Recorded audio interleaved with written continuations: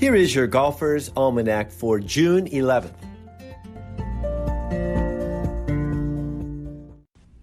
Today is the birthday of Geoff Ogilvie, born Geoff Charles Ogilvie in 1977 in Adelaide, South Australia. He turned pro in 1998 and won 8 times on the PGA Tour, including the U.S. Open in 2006 at Winged Foot. Ogilvie finished strong, chipping in from 30 feet on 17 and then sinking a slippery 6-foot downhill putt for par on 18.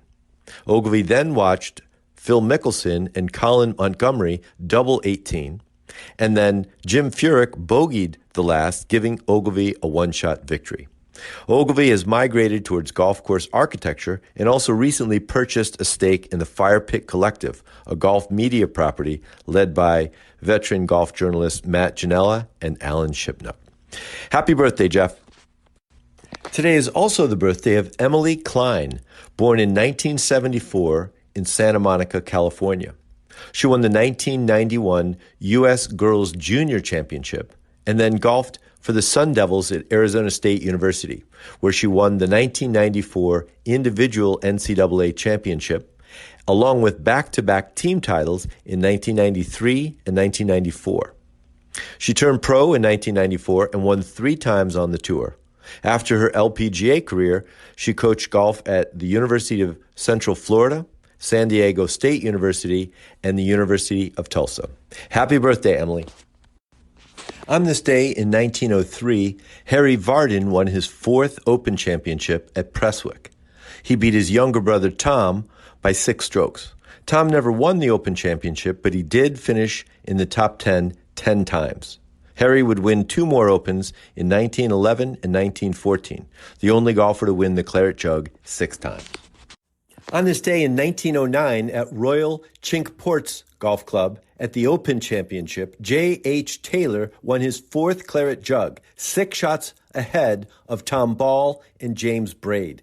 Taylor would win a final Open Championship in 1913 to make it 5, and Braid, who had already won 4 Open Championships, would win the next year in 1910 for his 5th Claret Jug. And in 1938, on this day, at the U.S. Open at Cherry Hills, Ralph Guldahl won his 2nd straight U.S. Open, 6 strokes better than Dick Metz.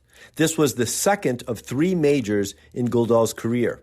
Guldahl was only the 4th player to successfully defend the U.S. Open, joining Bobby Jones, Johnny McDermott, and Willie Anderson. And since then, only Ben Hogan, Curtis Strange, and Brooks Koepka have repeated as U.S. Open champions. In 1950, on this day, the 50th U.S. Open concluded with Ben Hogan winning in an 18-hole playoff over Lloyd Mangrum and George Fazio. This was only 16 months after his near-fatal automobile accident, and so was dubbed the Miracle at Marion. Hogan needed a par on the difficult 18th and hit his 1-iron to 40 feet and 2-putted to get into the playoff. The high piston photo from behind Hogan, capturing his perfect follow-through, is one of the most iconic pictures in golf history. But only because he won. As Tiger Woods said, Hogan still had to go out and win the next day. And he did, beating Mangrum by 4 and Fazio by 6. On this day in 1953, at the U.S. Open at Oakmont, a 23-year-old local named Arnold Palmer made his first appearance in a U.S. Open.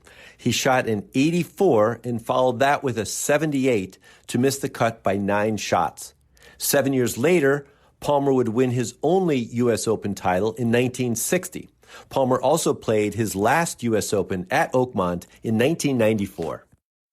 On this day in 1959, Charlie Sifford played in his first major championship, the U.S. Open at Winged Foot.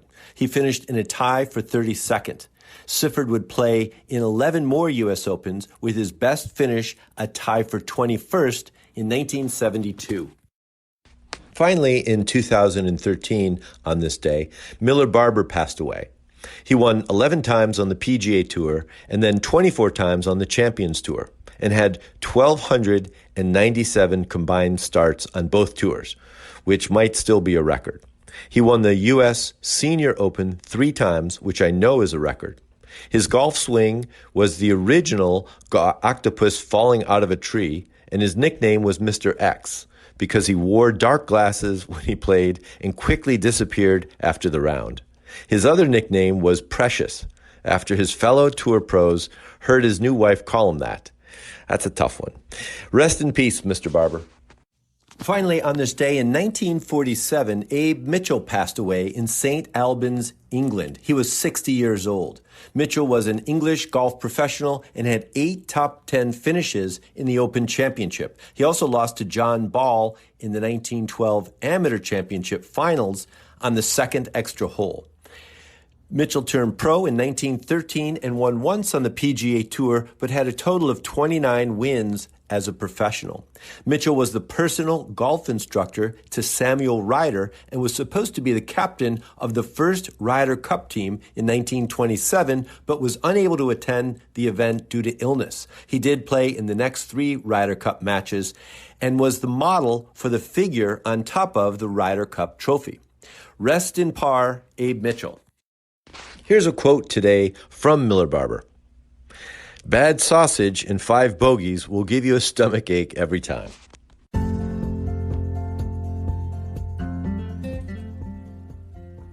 That's it for today in golf history. Play fast, repair all the pitch marks you can find, and keep your golf ball in the short grass.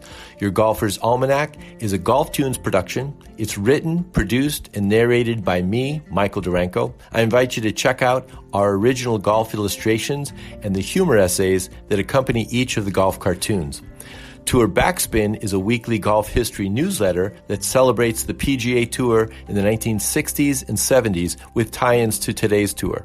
They offer a bunch of content, contests, and other interesting bits. See the link in the show notes and subscribe.